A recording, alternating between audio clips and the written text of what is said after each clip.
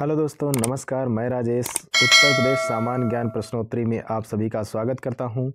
दोस्तों, यूपीजी के for are के परीक्षा गुरु पार्ट 1 150 प्रश्न, 1 से 50 प्रश्न आपको इस वीडियो में 50 प्रश्नों की सीरीज देखने को मिलेगी। बहुत ही महत्वपूर्ण प्रश्न है दोस्तों, पिछली परीक्षाओं में पूछे गए प्रश्न और सिलेक्टेड प्रश्न हैं। तो दोस्तों, जो उत्तर प्रदेश से संबंधित ज्ञान रखने वाले हैं तो वो सभी वीडियो को अंत तक देखिए, और ये सभी परीक्षाओं के लिए बहुत ही महत्वपूर्ण वीडियो रहेगी। इसी प्रकार से 50-50 प्रश्नों की और लगभग 20 मिनट की वीडियो आप सबके समक्ष प्रस्तुत रहेगी। तो दोस्तों, अधिक देरी ना करते हुए शुरुआत करते हैं आज के वीडियो के पहले प्रश्न की। तो आज की वीडियो का पहला प्रश्न देखते हैं। चलो दोस्तों, शुरुआत करते हैं हम उत्तर प्रदेश सामान्य ज्ञान प्रश्नोत्तरी का पहला प्रश्न। 1 से 50 प्रश्नों को हम इस वीडियो में देखेंगे। तो वीडियो का पहला प्रश्न आप सबके समक्ष स्क्रीन पर है। तो क्वेश्चन नंबर 1, उत्तर प्रदेश के वर्तमान मुख्यमंत्री कौन है? आंसर हो जाएगा योगी आदित्यनाथ, व जो कि भाजपा प्रत्याशी हैं। प्रश्न नंबर 2 है, उत्तर प्रदेश के वर्तमान राज्यपाल कौन है? तो आंसर हो जाएगा आनंदीबेन पटेल। आनंदीबेन पटेल एक भारतीय राजनीतिज्ञ और 29 जुलाई सन 2019 से उत्तर प्रदेश की राज्यपाल की बागडोर इनके हाथ में है। इससे पहले दोस्तों हमारे उत्तर प्रदेश के राज्यपाल थे तो राम नाईक थे। कौन थे? राम नाईक। चलिए अगला देखते हैं। प्रश्न नंबर 3, उत्तर प्रदेश में रहने वाले निवासियों का प्रतिनिधित्व करने वाला नाम है? तो उत्तर प्रदेशी है। अगला है प्रश्न नंबर 4, उत्तर प्रदेश का सबसे बड़ा शहर और राजधानी कौन सी है? तो ये हो जाएगा लखनऊ। इसका उत्तर हो जाएगा लखनऊ। अगला है प्रश्न नंबर 5, उत्तर प्रदेश की आधिकारिक भाषा क्या है? मोस्ट इम्पॉर्टेंट प्रश्न है, वेरी मोस्ट इम्पॉर्टेंट प्रश्न है दोस्तों, तो नोट डाउन कर लीजिए सभी बच्चे। तो ये आंसर हो जाएगा उत्तर प्रदेश की आधिकारिक भाषा जो है तो हिंदी और उर्दू है। इसके साथ साथ एक जुड़ा हुआ और महत्वपूर्ण प्रश्न है, वो भी देख लेते हैं। उत्तर प्रदेश की अतिरिक्त आधिकारिक भाषाएं कौन सी हैं? तो अतिरिक्त आधिकारिक भाषाओं में क्या आ जाती है? अवधी और ब्रजभाषा आ जाती है।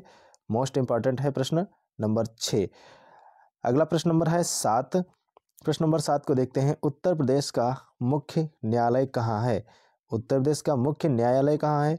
तो आंसर हो जाएगा उत्तर प्रदेश का मुख्य न्यायालय प्रयागराज में है, जिसका इलाहाबाद भी नाम था, लेकिन हाल ही में इसको बदलकर उत्तर प्रदेश का जो न्यायालय है वो प्रयागराज में, इसकी एक खंडपीठ लखनऊ में भी है। वीडियो का अगला प्रश्न है प्रश्न नंबर 8, स्पोर्ट कॉलेज लखनऊ की स्थापना किस साल में हुई थी? तो दोस्तों IAS, PCS और यूपी पुलिस इत्यादि से संबंधित समस्त परीक्षाओं के लिए बहुउपयोगी प्रश्न है। उत्तर प्रदेश स्पोर्ट कॉलेज की स्थापना किस साल हुई थी? तो आंसर हो जाएगा 1975 में हुई थी।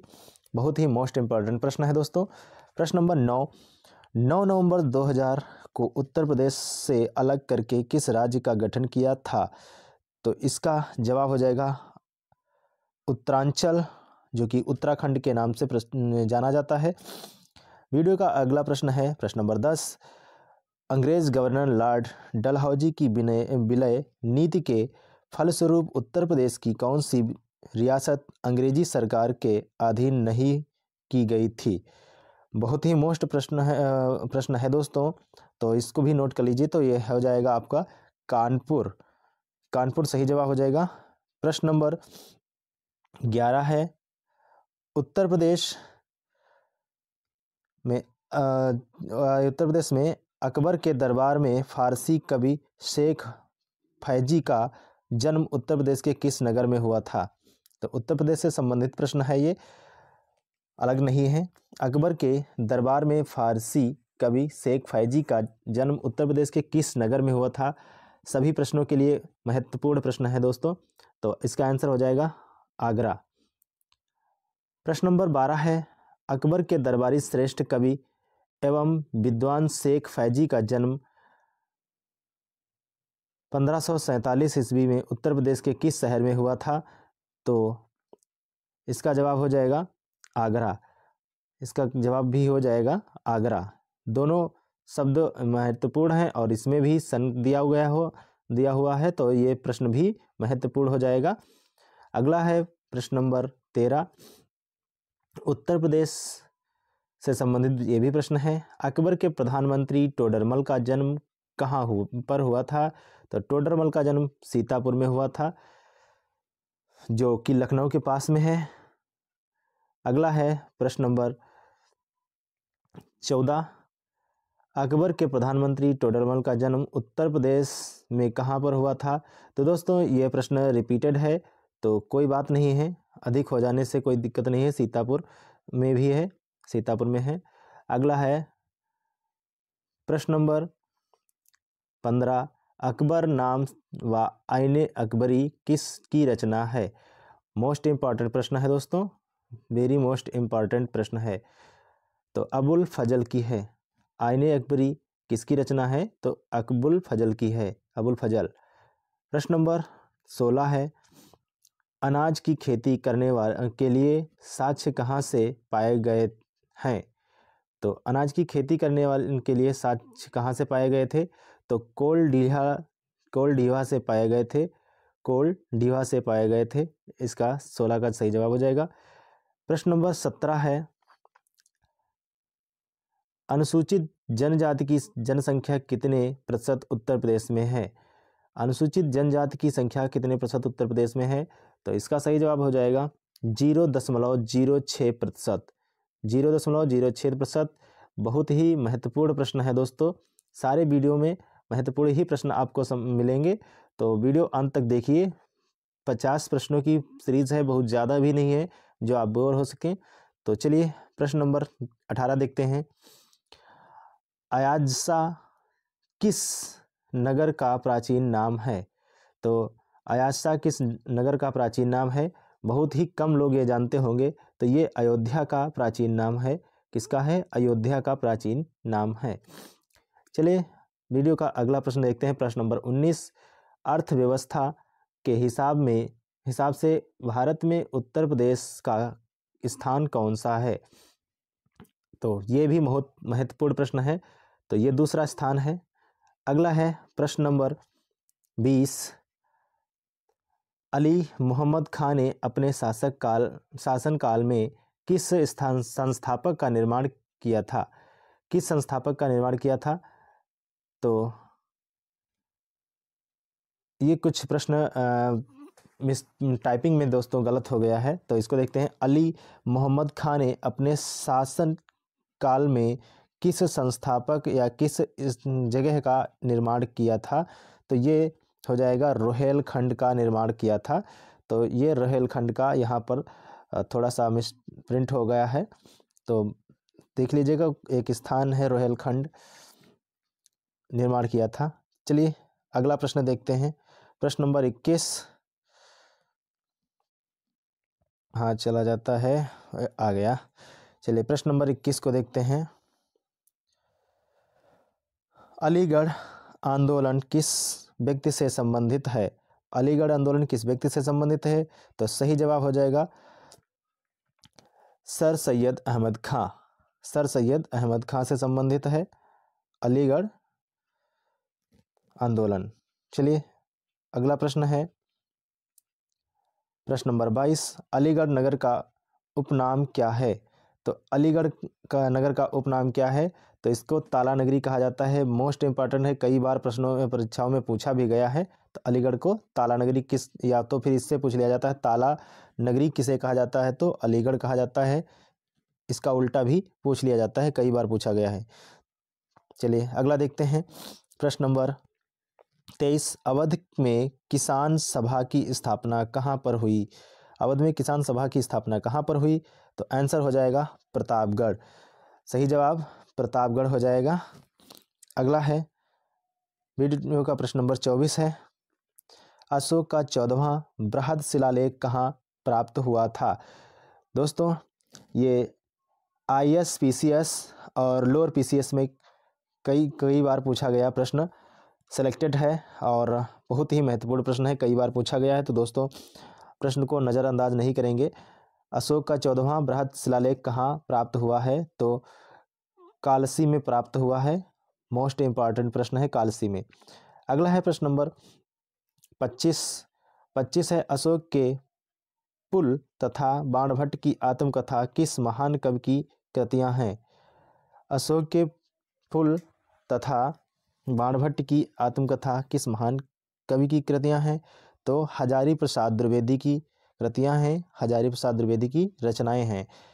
अगला है प्रश्न नंबर 26, अशोक स्तंभ सारनाथ नगर किस राज्य में स्थित है। अशोक स्तंभ सारनाथ नगर किस राज्य में स्थित है, तो ये उत्तर प्रदेश में है, उत्तर प्रदेश के वाराणसी जिले में है। अगला प्रश्न है, उत्तर प्रदेश प्रश्न नंबर 27, अशोक स्तंभ पर हरिसेन द्वारा रचित समुद्रगुप्त का प्रशस्ति लेख कहाँ पर प्राप्त हुआ।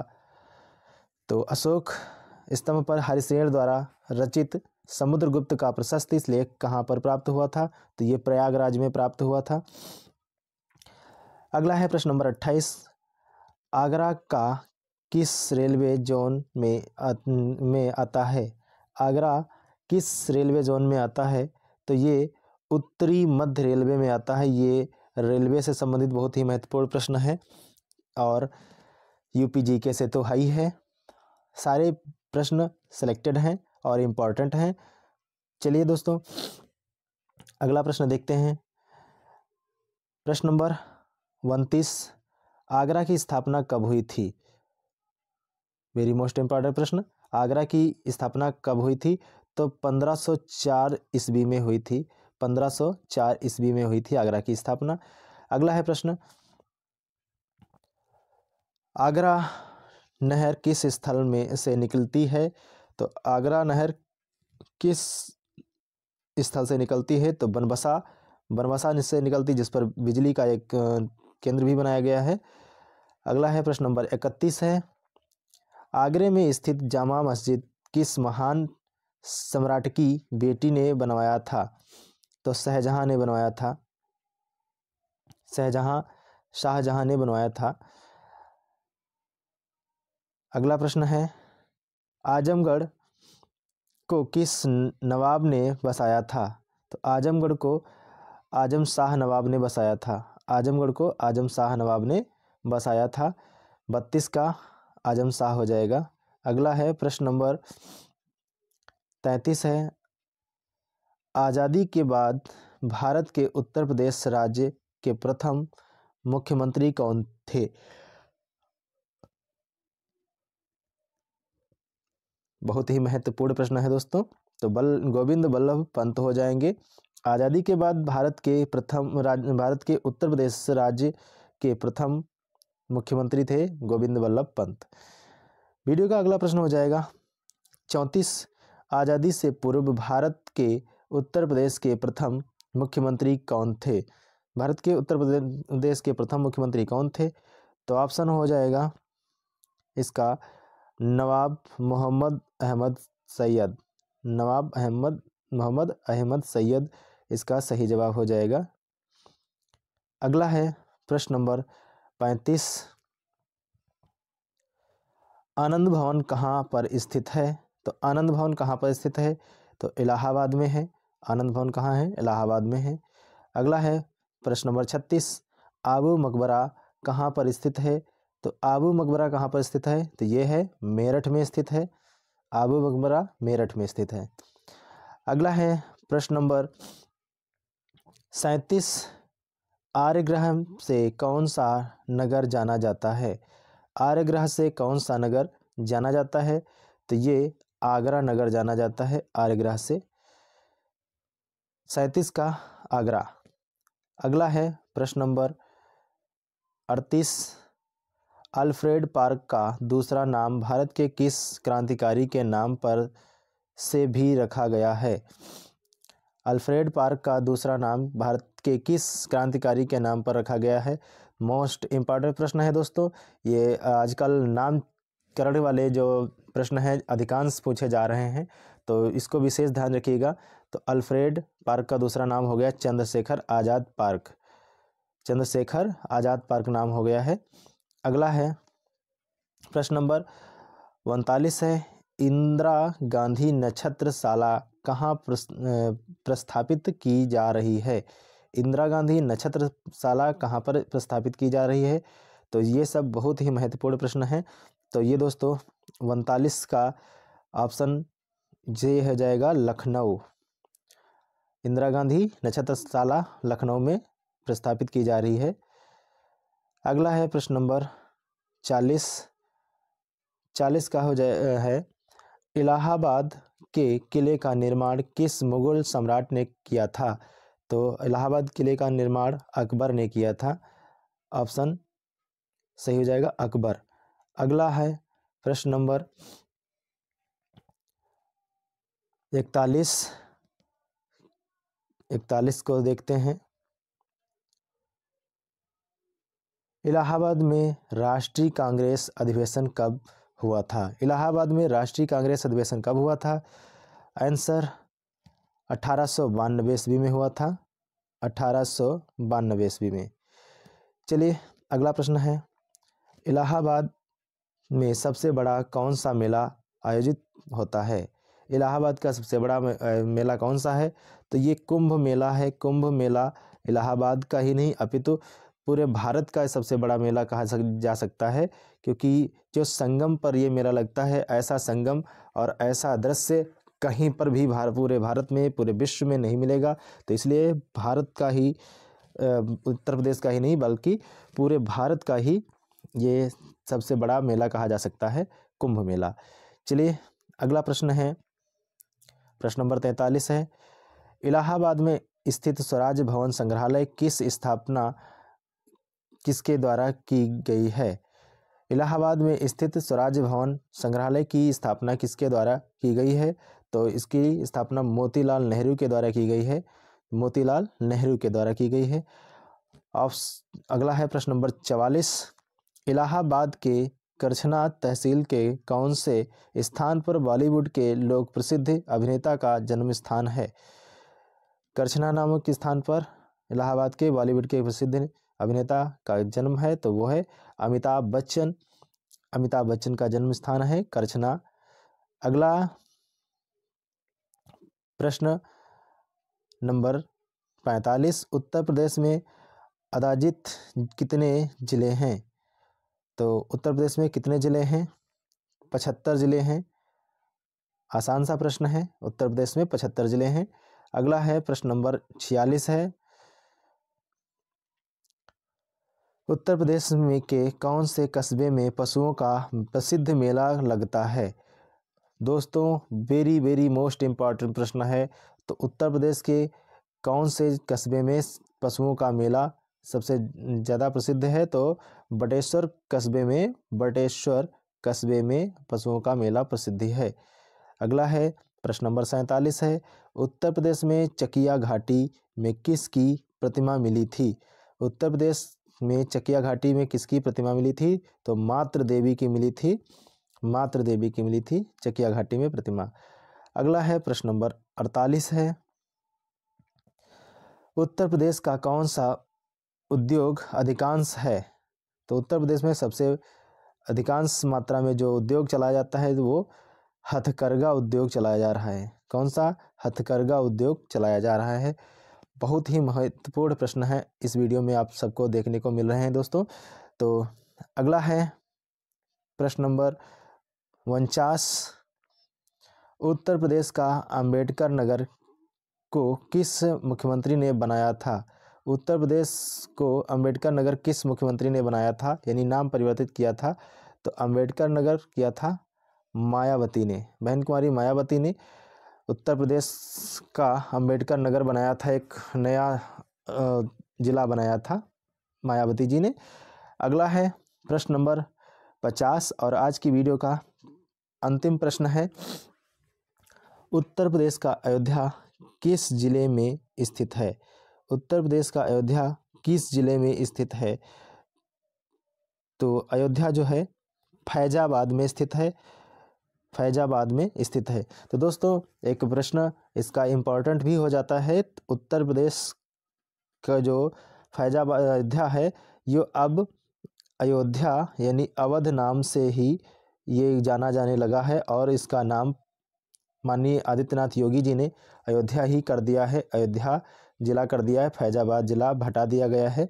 तो कोई बात नहीं है, अगर ये प्रश्न पूछा जाता है तो फैजाबाद से इसको हम काटेंगे नहीं अभी, क्योंकि फैजाबाद और उत्तर प्रदेश का एक प्राचीन जिला नाम से जाना जाता है, लेकिन अब उसका अयोध्या कर दिया गया है। तो वीडियो अच्छा लगा है तो लाइक और शेयर कीजिए, चैनल पर पहली बार हैं तो सब्सक्राइब कर बेल आइकन को प्रेस कीजिए। इसी तरह से हमारे आपको 50 क्वेश्चनों की सीरीज़ मिलती रहेगी, जिसमें एक अंत में प्रतियोगिता होगी जो 50 प्रश्नों की होगी, जिसमें सर्वश्रेष्ठ अंक प्राप्त करने वालों को एक विशेष इनाम दिया जाएगा, जो क्विज़ प्रतियोगिता होगी। तो दोस्तों मिलते हैं अगले वीडियो में 50 प्रश्नों के साथ। तब तक के लिए नमस्कार, जय हिंद।